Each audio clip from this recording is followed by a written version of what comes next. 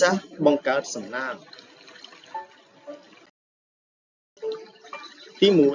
1ហាមាត់ភ្លាមសរសើរគេភ្លាមបើគ្មានអ្វីនិយាយបិទមាត់ទៅកុំបង្អាប់គេទី2បើគេមិនសួរ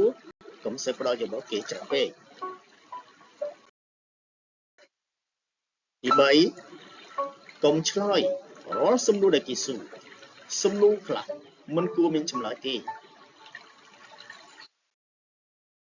ទី4ស្អប់គេប៉ុណ្ណាក៏ដោយក៏កុំបង្ហាញឲ្យគេដឹងដែរទី5បើមិនដឹងថាត្រូវនិយាយអ្វីទេកុំនិយាយអីល្អជាងទី6កិច្ចការដែលខ្លួនមិនច្បាស់កុំធ្វើហើយក៏កុំផ្ដល់យោបល់ដែរទី7កុំធ្វើជាមនុស្សឆ្លាតពេកធ្វើល្ងងខ្លះទៅលៀបរត់មករក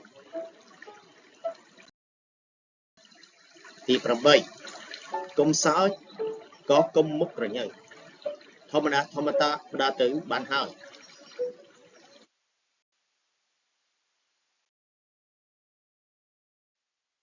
សូមជួយចុច Subscribe ទៅ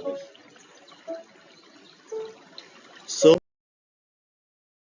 អរគុណច្រើន